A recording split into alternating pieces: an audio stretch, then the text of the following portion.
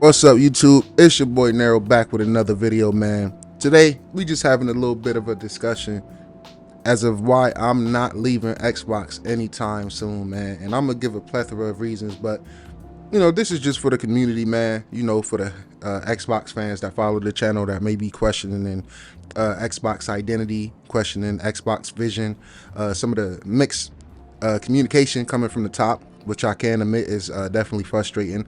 Sometimes Xbox seems to change their strategy and game plans with the weather. It'll go from 4 games is going just forward to Phil Spencer saying no red lines, and to his recent interview saying even more is going. But even with all the confusion around the brand and changes and stuff like that, I'm not leaving no time soon, guys. And for one, it's because what has Xbox did for me this entire generation? And let's go back 4 years. They put out the Series X and the Series X. Now, guys, I had the Series S before I was able to get my hands on the X for about maybe 6-7 months, right? Leading up to me getting my Series X. And as a console-centric player, I will always have love for the Xbox Series S because that is the first console where I experienced 120 FPS for the first time.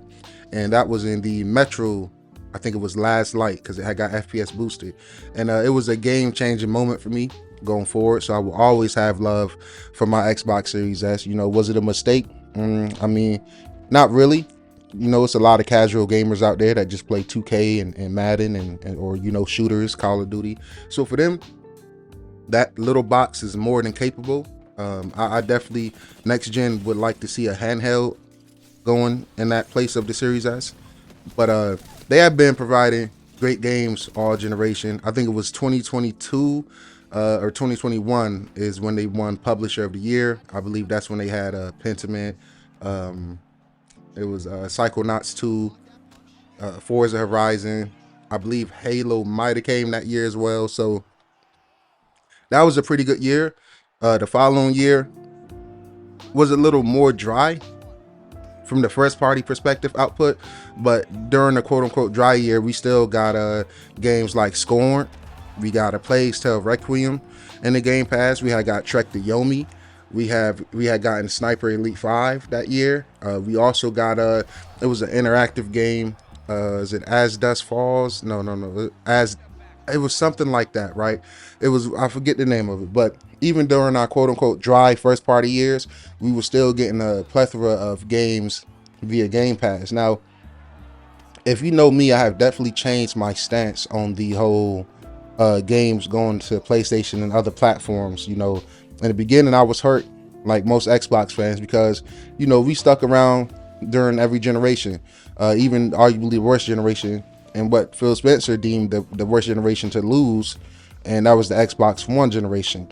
To stick by them guys during that generation and turn around and see them give games away, man, it was very deflating. It was confusing. It was hurting at a point, but that's just because brand loyalty and just having an attachment with these games and letting Xbox continue to build its identity.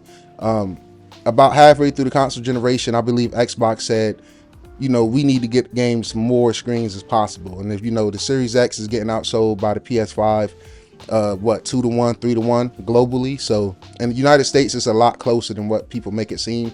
I think the Series X and S is at 19 million sold in the USA, and I think the PlayStation is at like 24, 25, something like that. Guys, don't quote me.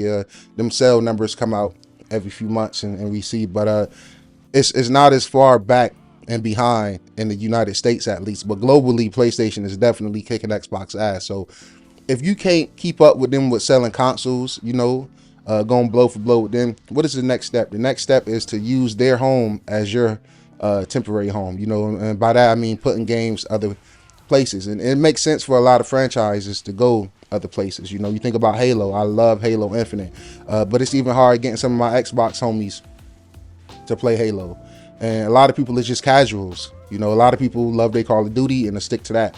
I love my Apex Legends, I'll stick to that. So Halo getting a new influx of players would be, in my opinion, huge for the franchise. We are talking about a franchise that is over 20 years old now. It needs new players, it needs new fans, and it needs a new breath of fresh air. So from that perspective, I definitely understand it. And from a business perspective, I understand it as well, right? I've been saying for the last few months now that if Forza Horizon 5 goes to PlayStation, it's immediately overnight the best arcade racer on PlayStation, period. The Crew Motorfest is a really solid game, but Forza Horizon is just on an entirely different level. So my question to a lot of people that's talking about leaving the brand, I own a PlayStation 5 Pro. You know, Ninja Gaiden 2 Black 2 remake just dropped. It's $50 on PlayStation. It's $3.99 in Game Pass, right? And for me, I've been playing it. It's an absolute banger. I think I'm on chapter 14 right now, and that review is coming soon, guys. I just wanted to, you know, put this out as a topic. I've been meaning to do this for a while, but that game is definitely worth the $50 to the point where I have no problem double dipping on PlayStation. I played through Game Pass on my Series X, get it on sale when it go on sale, and if I see it on sale on PlayStation, I'll double dip, see what the pro enhancements is talking about, because at the end of the day, I'm a gamer, and I'm definitely a console gamer first and foremost. But Xbox has given us a beautiful roadmap of gaming, and we have had this roadmap arguably, it seemed like all generation, but definitely the last 2 years, I would say we have definitely had a solid ass roadmap of great games. So we have great games. You have Sarah Bonds coming out, confirming the next generation console is in the works. Phil Spencer, in his recent interview, just said that he just met with the hardware team and he's loving the roadmap for hardware. So as an Xbox-centric fan, they continue to give me great hardware, right? The Series X is a beautiful piece of hardware. I love this console, from quick resume to auto HDR, FPS boost. It's just chef's kiss. It's amazing, right? It's a reason why Xbox did not feel the need to do a pro mid-gen refresh, which I think was the right idea for them. I think the PS5 definitely needed one, and that's why you see Sony did the PS5 Pro, which I waited for and I went out and supported. So if Xbox, my go-to brand, is giving me a confirmation of future hardware is coming, Game Pass continuously have great games. You know, in a world where E3 don't exist, the fact that Microsoft continues to do these big Xbox summer showcases, to me, is really big. Every showcase they have a present. You know, Gamescom last year, they showed Indiana Jones and let people know what's coming to PlayStation. The Game Awards, they announced some things, if I'm not mistaken. And then recently, you know, the most recent Developers Direct of this year was absolutely amazing. I think it's the best one. South of Midnight looked absolutely amazing. Expedition 33, I love that, you know, third-party devs still get to come in and get shown a little bit of love. Phil Spencer has been boots on the ground in Japan for the last 10 years. This Ninja Gaiden 4 has been in development for 7 years. So I assume talks for that started before development. So definitely about 7, 8, 9 years just for that one singular game. So they're making strides, you know, and it's sad to, you know, see them change, and sometimes I feel like they kind of gave up on the Series X and S generation, because I feel like if you would have kept all these games exclusive and stuck to it, then, you know, you got your super good identity. But at the end of the day, when you lose important console generations like last generation, you have to make changes, guys. And when you have them buying up Activision and Bethesda, you have to make some type of money back. So it makes sense for games to go everywhere, but it don't make sense for me to just leave the brand and abandon it. If you're like me, you have over hundreds and hundreds of digital owned games, or even physical and digital owned games. Shout out to the physical crew out there, right? So you have a lot of games. Why would I abandon that? Why would I leave that, right? Xbox didn't stop making hardware yet. Why would I leave? Xbox didn't cease to stay true to their roadmap of games. Why would I leave? Xbox haven't stopped putting out great showcases throughout the year, 2 for sure. Why would I leave? It makes absolutely no sense. Now, I do understand people's frustrations. It is annoying because I had to go out and buy a PS5 this year because I refused to miss games like Silent Hill 2 Remake. You know, Rise of Ronin caught my eye. I wanted to play that. You know, Stellar Blade, Wukong. You know, it is disappointing when we are giving games away, but big third-party games is being missed on our platforms. But at the same time, when Xbox is pumping out so many great first-party games, I'm not excusing the third-party games being missed, but at the end of the day, one company lives and dies by needing third-party exclusives to come to their platform to make up for the lackluster flow of first party games. And this is not console warring, this is just the truth. You know, if I felt like Sony wasn't worth having or owning, I would never have went and bought a $700 PS5 Pro. But I'm pro console to the day I die. I love my Series X and I love my PS5, but at the end of the day, Xbox has had and continue to have the better roadmap this generation. I think Phil Spencer is ahead of the game. I think he's ahead of me and ahead of most of us as fans, because at the end of the day, games should not be gate-kept from other platforms. You know, if you want to play, you know, Spider-Man on your Switch, you should be able to do that. You know, it's more than just Spider-Man fans that's only on PlayStation. It's a lot of Spider-Man fans on Xbox and on Nintendo that don't have access to go swing around as Miles Morales or Peter Parker. So from that aspect, I totally understand what Xbox is doing. It took me a while to fully come around. My only thing is, Xbox, as you continue to put games everywhere, don't forget about home, because it is simple things that I wish the Series X would improve. I would like a more revamped home screen, which has been improved throughout this generation, but I don't want to see ads. We should be able to resize the tiles by now. The DVR system is absolutely garbage. The capture system on the PS4 and the PS4 Pro is miles superior. Being able to record your party audio and your clips is very crucial to me as a content creator. That is very clutch, because on my PS4 Pro, guess what? I could start a party, I could do a walkthrough of a game by myself, record that last hour of gameplay with my audio included from my headset, and boom, it makes it simple, easy, you know, without needing a capture card or needing to go that third mile. So a lot of people don't look at it like that, but where I complain about things like that, I have to big up things like Quick Resume. I love playing on my PS5 Pro, but I really do wish I could hop from Ragnarok to Returnal to Spider-Man in a matter of seconds without having to reload the game from scratch. That is an amazing feature that I think not enough people really talks about. And the value of Game Pass is absolutely insane, guys. It's over $1,000 worth of first party or Xbox published games that's already announced for this year alone. And that's not including the third-party games.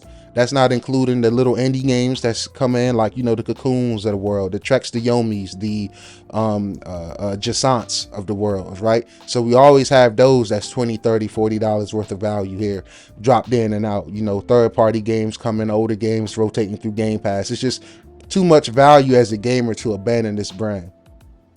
You know, I will say this, though. If you're an Xbox fan and you're only on Xbox, I think you should open up your eyes to other platforms going forward, because I tell people, you know, I get labeled, you know, dumb Twitter labels, pony bots, and, you know, just silly shit like that. It's all fun and jokes or whatever. But at the end of the day, I'm a gamer first, right? And my whole thing is this, guys. If Xbox is okay with putting their games in other places, you should be okay and more willing to go game and play other places too. Me saying that is not saying you have to sell your Xbox and go look for clout and attention and sympathy on Twitter.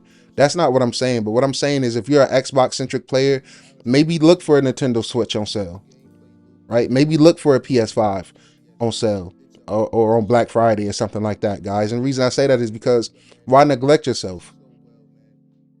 If you're only a console gamer, if you're a PC gamer, you don't even have to watch this video. I appreciate you being here if you're listening to this right now, but you guys have access to everything.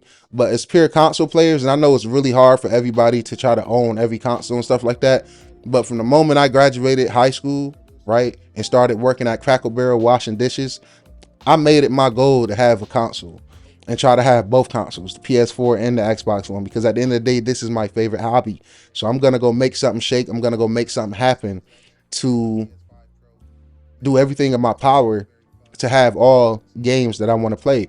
So I'm not leaving Xbox no time soon, because I have a great future of hardware coming, a handheld in the works.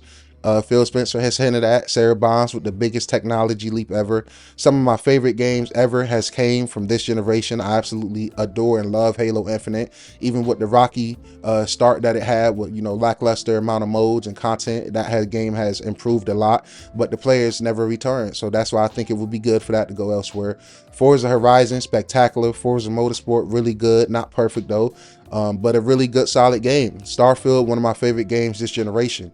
You know, Elder Scrolls 6 is still going to be coming, and that's going to be in Game Pass. Being able to play and try Black Ops 6 this year was absolutely amazing. I didn't have to spend money on it. I'm not a Call of Duty guy. If I'm going to deal with cheaters and skill-based matchmaking, I'm going to stick to the game I've been dealing with it for the last 4 or 5 years, and that's Apex Legends. So just the fact that it's so much quality and value in Game Pass, that's one reason I'm not going nowhere. The Series X and S is really well built consoles. I haven't had any problems outside of my disk drive not really working anymore on my Series X, but I don't look at that as a big deal, guys, because I'm, you know, more digital leading up to that anyway. But you know, they just continue to listen to the community, and Phil Spencer is giving a lot of games to other platforms, but he giving even more games to us. Indiana Jones and the Great Circle ended up being my personal game of the year last year. Fantastic game. And prior to that, I was leaning towards a Dragon's Dogma 2, and Hellblade 2 was my game of the year front runners. But Indiana Jones came and clear, and I'll be happy to say I was wrong about that game, right? I thought it looked clunky leading up. I didn't think it looked the best. I was kind of hesitant to really lock in and play it, even though I trust Machine Games and I trust Xbox. I've never been so happy to be wrong about a game in my entire life. That game is absolutely amazing. They cooked to the point where Disney is saying they want more. They want more Indiana Jones. They want more. So with them giving us Blade to work with, I know that's more so Marvel, but with us having the Blade IP to work with now, Indiana Jones is a hit. Xbox is going to continue to be the biggest publisher ever. You know, it's proven that they cannot be the biggest hardware sellers and console sellers ever. They haven't been able to. They came close with the 360, but even then the PS3 ended up in the long term catching up and surpassing, if I'm not mistaken. So you're never going to beat PlayStation and Nintendo at the hardware game. But as far as software, I do believe Microsoft can output more games than Nintendo and PlayStation. And from that aspect, if you're outputting more games than both of them companies combined, at that point, you need to put your games on those systems and make all the money. Now, my only problem is this, guys.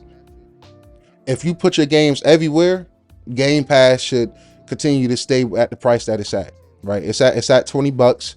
I think it should stay there. I know everything is gonna go up. You know, you got Netflix jumping up recently, HBO, and every subscription. But as far as Microsoft, I feel like you putting your games on other platforms should kind of neglect having to make your own home base pay more for our subscription. So if Game Pass can stay at $20 for the next 5 to 10 years, or just creep up maybe $1 or $2 within the next 10 years, I'll be definitely okay with that. But if you're going to be giving games away and then steadily increasing the price of Game Pass every year, that's when you start to lose me.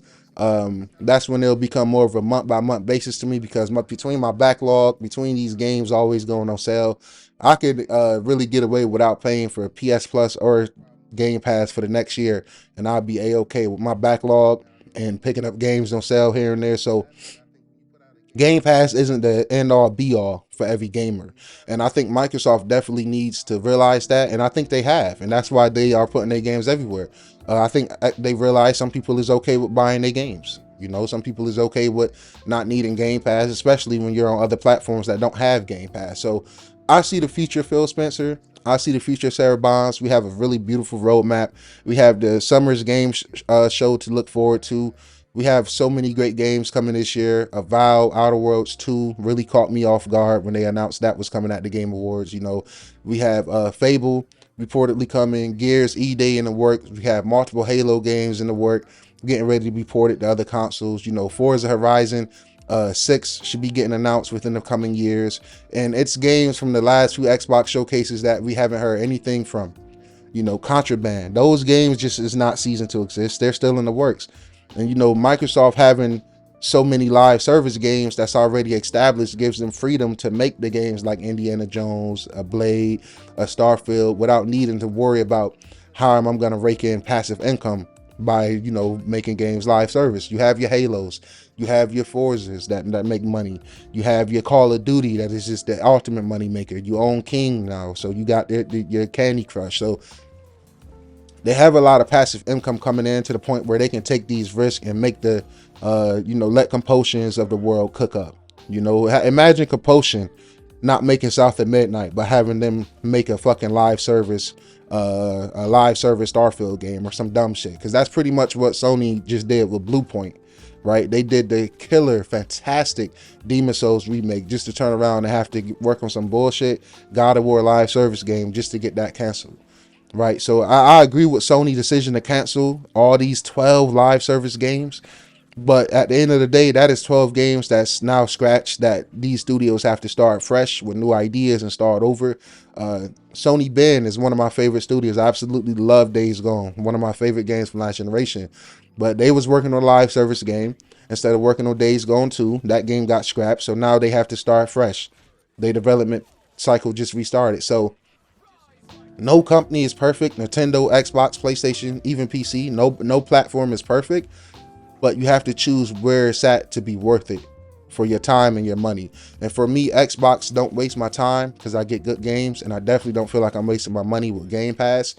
I do wish the marketing could be a lot clearer and more consistent because, like I said, sometimes people be everywhere. One moment they saying this and then it's the next. So it's really interesting to see how this is all gonna go, guys. But I'm not leaving Xbox no time soon. I'm not leaving PlayStation no time soon. I plan on joining Nintendo again this generation and getting a Switch 2 when it gets announced, and eventually I'll get in on the PC side of things, maybe a Steam Deck or that Steam console hybrid that's being in the works, or maybe I'll just hold off on PC and wait until the next gen Xbox with the rumored Steam store integration coming along. Maybe my next Xbox will be the PC hybrid that we've all been wanting and expecting for years. So it's been your boy NextGenNero, guys. This is just off the dome. This is just me talking, explaining why I'm not leaving, why I'm not abandoning the brand, why I'm not selling my Xbox. I have over 300, close to 400 digital games in my library. Why would I throw all of that away? That is thousands of dollars invested into a brand that I will abandon. For what? Because they're giving a few games away. And my question to a lot of you hardcore Xbox fans is, do we want Xbox to be like PlayStation and Nintendo, or do we want them to be better than PlayStation and Nintendo?